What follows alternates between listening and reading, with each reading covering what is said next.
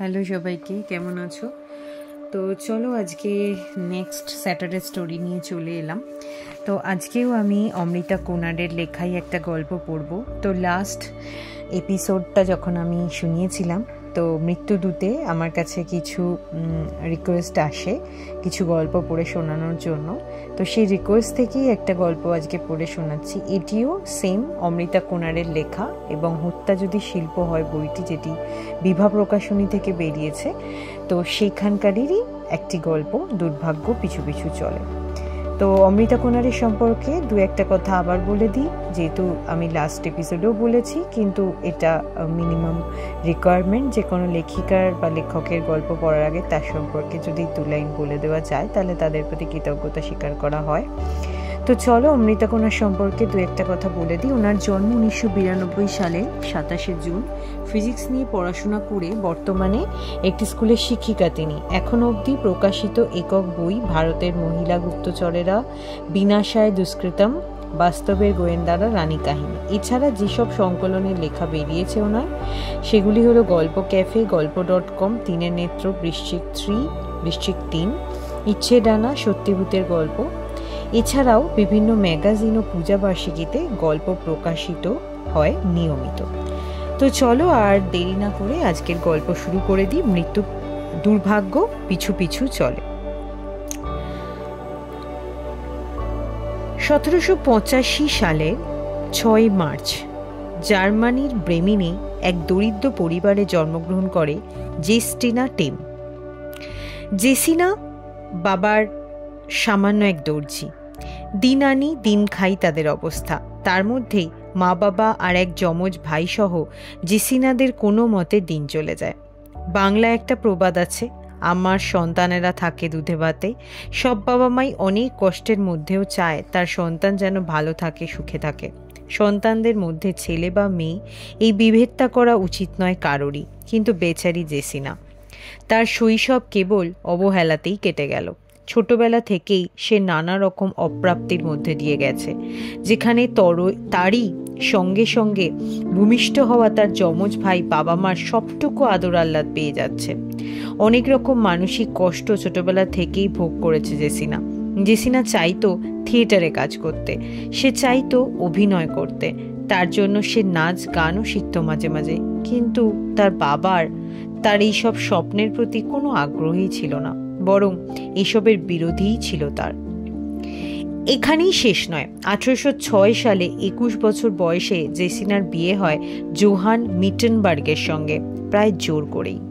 জেসিনা ভেবেছিল হয়তো এবার সে তার স্বপ্ন পূরণ করতে পারবে, কিন্তু না, তার এই স্বামীরও তার এইসব স্বপ্নকে বাস্তবে রূপান্তরিত করার কোনো আগ্রহই ছিল না, বরং সে এসব রীতিমতো বন্ধই করে দেয়।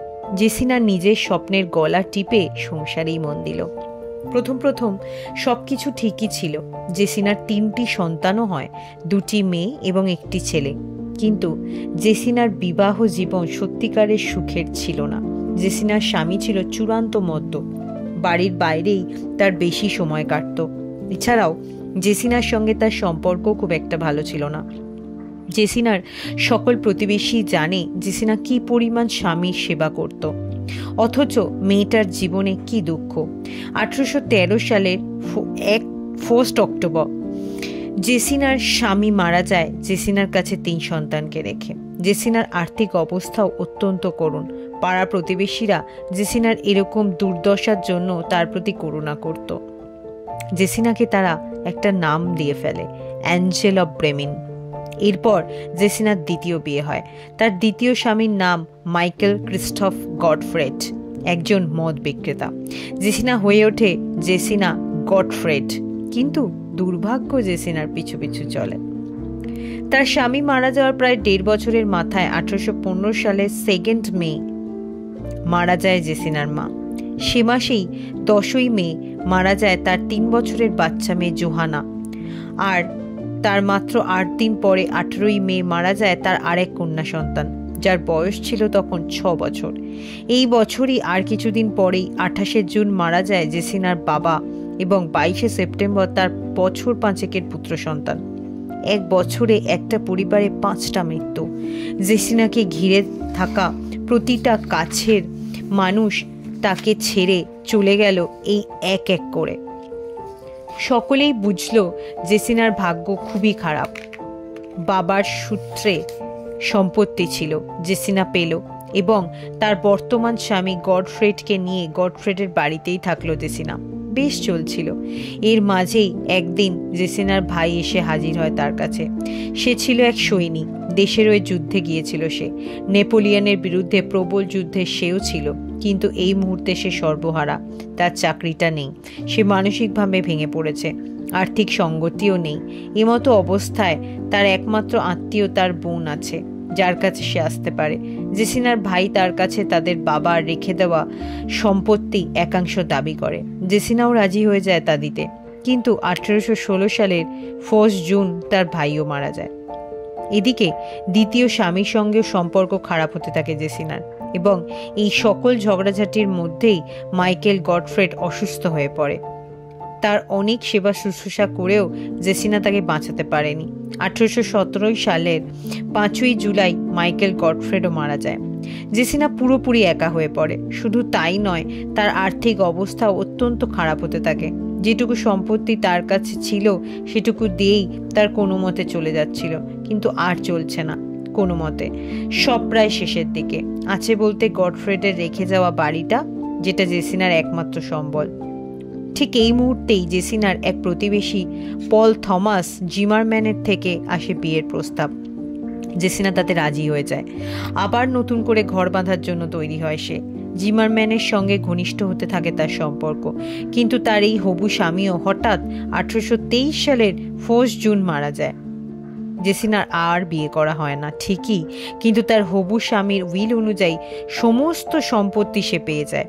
খুব অদ্ভুত জেসিনার জীবন। যেই বা তার কাছে আসার চেষ্টা করে, যার সঙ্গে জেসিনা একটু মনের কথা খুলে বলে, সেই জেসিনাকে ছেড়ে এমনকি এই পৃথিবী ছেড়েই চলে যায়। 1825 সালে জেসিনার খুব ঘনিষ্ঠ 2 বন্ধুও মারা যায়। আরও একা হয়ে পড়ে জেসিনা। একা জেসিনা আর এই বাড়িতে থেকে কি করবে, এমন কথা ভাবতেই জেসিনার মনে হয় গডফ্রেডের রেখে যাওয়া এই বাড়ি বিক্রি করে দেওয়াই ভালো। কিছু অর্থও তাতে হাতে আসবে, যাতে তার বাকি জীবনটা চলে যাবে। যেমন ভাবনা তেমন কাজ। জেসিনা এই বাড়ি বিক্রি করে দিল জোহান রাম্ফ নামে এক ভদ্রলোককে, কিন্তু একটা শর্ত দিল সে, জেসিনা যতদিন বাঁচবে ততদিন যেন এই বাড়িতেই থাকতে দেওয়া হয় তাকে। তেমনই হলো। রাম্ফ পরিবারের সঙ্গে জেসিনাও থাকতে লাগলো এই বাড়িতেই। সে এই নতুন পরিবারকে নিজের পরিবারের মতোই ভালোবাসতে লাগলো, তাদের যত্ন করতে লাগলো। বাড়ির সব কিছু একা হাতে দেখাশোনাও করতো সে। রাম্ফ পরিবারের বাচ্চাদের প্রিয় আন্টি হয়ে ওঠে সে। কিন্তু কোনো প্রিয় মানুষ জেসিনার সঙ্গে কদিনই বা থাকে? মিসেস রাম্ফ হঠাৎ করেই একদিন অসুস্থ হয়ে পড়েন, এবং খুব একটা চিকিৎসার সুযোগ না দিয়েই তিনি মারা যান। ঘটনাটা 1826-এর। জেসিনা মিস্টার রাম্ফ এবং তার বাচ্চাদের দেখাশোনা করতে থাকে। এই ঠিক পরের বছর জেসিনার আরও 2 কাছের বন্ধুর মৃত্যু হয়। যে তার ঘনিষ্ঠ হয় সকলেরই যেন একই পরিণতি, কিন্তু আর না। 1827-এ তার 2 বন্ধুর মৃত্যুর পর 1831-এ জেসিনা নিজেই মারা যায়। কি ভাবছেন এখানেই শেষ? এইবার গল্পের পিছনের আসল গল্পটা জানা যাক। জেসিনা গডফ্রেড বা গেস্টে গডফ্রেড জার্মানির ব্রেমিনার কুখ্যাত এক মহিলা সাইকো সিরিয়াল কিলার, যার মানচাউসেন সিন্ড্রোম বাই প্রক্সি বা MSBP নামক এক মানসিক রোগ ছিল। আর এই রোগের জন্ম তার শৈশবের অবহেলা থেকেই খুব সম্ভবত হয়েছিল। এই মানসিক রোগটা প্রায় অনেক সিরিয়াল কিলারেরই থাকে। প্রথম যখন জেসিনার স্বামী মারা যায়, সকলে তাকে করুণার চোখে দেখেছিল। ভেবেছিল মেয়েটার বুঝি ভাগ্যটাই খারাপ, স্বামী এত খারাপ। অথচ তার দিনরাত সেবা করেও স্বামীর সঙ্গে সুখে তো থাকতেই পারল না মেয়েটা। এখন আবার স্বামীই মারা গেল। কিন্তু আসল কথাটা কেউ জানতেও পারেনি। জেসিনা নিজেই তার স্বামীকে বিষ দিয়েছিল খাবারের সঙ্গে, একটি ইঁদুর মারার বিষ, নাম মাউস বাটার, যার মধ্যে আছে হোয়াইট আর্সেনিক ট্রাই অক্সাইড। স্বাধীন এই বিষটি দেহের ভিতর প্রবেশ করলেই শুরু হয় গলা জ্বালা, বমি, ঝিমুনি ভাব। একটু একটু করে একেবারে প্রাণ শেষ হওয়ার আগেই এভাবেই অসুস্থ হয়ে পড়ে সেই ব্যক্তি। স্বামীকে মারার কারণ তার জীবনে আসা এক অবৈধ সম্পর্ক। স্বামীর বন্ধু মাইকেল গডফ্রেডের সঙ্গে তার একটা সম্পর্ক তৈরি হচ্ছিল। তার স্বামীর মৃত্যুর পরপর তার মা বাবা 3 সন্তান খুব কম সময়ের ব্যবধানে মারা গেল। জেসিনার বাবা মা ছিল মাইকেল গডফ্রেডের বিরোধী, ফলে গডফ্রেডকে বিয়ে করতে হলে আর বাবার সম্পত্তি পেতে হলে মা বাবাকে রাস্তা থেকে সরাতেই হতো জেসিনাকে। অস্ত্র সেই একটাই, মাউস বাটার। এদিকে গডফ্রেড 3 সন্তানের মা এবং তার বন্ধুর বিধবা স্ত্রীকে নিয়ে একটু দোনামোনায় ছিল। এখন জেসিনার পথের কাঁটা তার 3 সন্তান, ফলে একে একে তাদের সরাতেও তার হাত কাঁপল না। যাদের জন্ম সে নিজেই দিয়েছিল, লোকে ভাবলো এতগুলো মানুষ ছোট্ট একটা বাড়িতে অস্বাস্থ্যকর পরিস্থিতিতে থেকেই মারা গেছে হয়তো। জেসিনাকে আরও করুণা হলো সকলের। এরপর এলো জেসিনার ভাই। হঠাৎ একদিন এসে হাজির হয় তার ভাই তার কাছে, যার জন্য জেসিনা কোনো দিনই বাবা মায়ের সেই আদর যত্ন পায়নি। এখন আবার সেই ভাই এসে দাবি করছে বাবার রেখে যাওয়া ভাগের সম্পত্তি। মাথা ঠিক রাখতে পারল না জেসিনা। ভাইয়ের জন্য তৈরি করলো মাছের একটি পদ, আর তার মধ্যেই মিশিয়ে দিল তার বহু পরিচিত সেই বিষের কিছুটা। মারা গেল জেসিনার ভাই। আর দ্বিতীয় স্বামীকেও জেসিনা সেই মাউস বাটার দিয়েই শেষ করে দিল, তার তৈরি মূলত অ্যানিম্যাল ফ্যাট আর আর্সেনিক দিয়ে। জেসিনার দ্বিতীয় স্বামী তার সঙ্গে আর সম্পর্ক রাখতে চাইছিল না, কিন্তু তাহলে তো জেসিনার আর স্বামীর সম্পত্তি পাওয়া হবে না। এদিকে গডফ্রেড মারা গেলে সব জেসিনার হবে, সুতরাং তাকে রেখে লাভ নেই জেসিনার, ফলে রাস্তা থেকে সরিয়ে দিল সে। এরপর জেসিনার হত্যালীলা কিছুদিন বন্ধ ছিল, কারণ তার কাছে থাকা মাউস বাটার শেষ হয়ে গিয়েছিল। এরপর জেসিনার জীবনে আসে তার হবু স্বামী পল জিমারম্যান। পলের সঙ্গে ঘনিষ্ঠতা বাড়তে থাকে জেসিনার। বিয়ের কথা পুরো স্থির। ঠিক এরকমই একটা সময় পেপারে একটা বিজ্ঞাপন দেখতে পায় জেসিনা মাউস বাটারের, কিন্তু এটা সেই আগেরটার মতো ঠিক করে কাজ করবে কিনা সন্দেহ ছিল জেসিনার। এখন তার কাছের মানুষ পল, তাই তার উপরেই এক্সপেরিমেন্ট করা যেতে পারে। পলকে স্যান্ডউইচের মাধ্যমে খাওয়ানো হয় এই বিষ, এবং তা পূর্বের মতোই কাজ করে। এরপর জেসিনার টার্গেট ছিল মিসেস রাম্ফ। খুন করাটা যেন ওর এক নেশায় পরিণত হয়েছিল। নতুন শিকারের খোঁজে তাকে উন্মাদ করে দিচ্ছিল। এরপর তার 2 কাছের বন্ধুকেও শেষ করে জেসিনা। আর তারপর জেসিনার টার্গেট হয় মিস্টার রাম্ফ। কিন্তু নিজের স্ত্রীর মৃত্যুর পর রাম্ফ বেশ সতর্ক হয়ে যায়। তার মনে জেসিনার ব্যাপারে একটা সন্দেহ জন্মায়, কিন্তু তেমন কোনো প্রমাণ না থাকায় কিছু করতে পারেনি সে। তবুও কড়া নজর রাখতে থাকে সে জেসিনার ওপর। এমনই কিছুদিন চলতে চলতে হঠাৎ একদিন জেসিনার পরিবেশন করা খাবারে মিস্টার রাম্ফ সাদা সাদা কিছু দানা দেখতে পায়।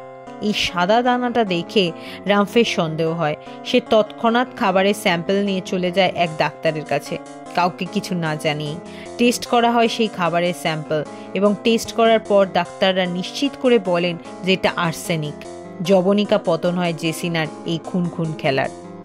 1828 সালের 6 মার্চ জেসিনা অ্যারেস্ট হয়, আর একে একে প্রমাণিত হয় তার 16টি খুনের তথ্য। কিন্তু পুলিশের অনুমান 16টি নয়, প্রায় 30টি খুন করেছে জেসিনা, আর তার শাস্তি হিসেবে শোনানো হয় জনসমক্ষে মৃত্যু। আজও জেসিনাকে নিয়ে মনোবিজ্ঞানীরা ভাবেন, কেন একজন মহিলা খুন করে আনন্দ পেত? কেন সে এরকম খুনিতে পরিণত হলো, যাতে নিজের সন্তানকেও সে রেহাই দিল না? এই মহিলাকে নিয়ে ফ্রেনোলজিতে বেশ আলোচনা হয়। শোনা যায় তার মাথার স্কালকে বেশ কিছুদিন রাখা হয়েছিল মিউজিয়ামে, তারপর কোনো এক দুর্ঘটনায় নষ্ট হয়ে গেছে সেটা।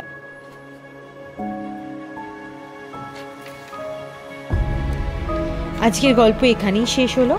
কেমন লাগলো তোমরা অবশ্যই জানিও। আর আমি গল্পের সাথে কোনোদিন কোনো ছবি দিই না, বাট আজকের এই ছবিটি দেবো, বিকজ এই সিরিয়াল কিলার আর আপাতত বেঁচে নেই, এবং তার ছবিটি তোমাদের সাথে শেয়ার করব আমার ইউটিউব চ্যানেলে। তো চলো, পরের সপ্তাহে আবার একটা গল্প নিয়ে হাজির হয়ে যাব তোমাদের মাঝে। আর এর মধ্যে যদি তোমাদের কোনো গল্প চয়েস থাকে, রিকোয়েস্ট থাকে, অবশ্যই আমায় জানিও, আমি পড়ে শোনানোর চেষ্টা করব। Tata, bye bye.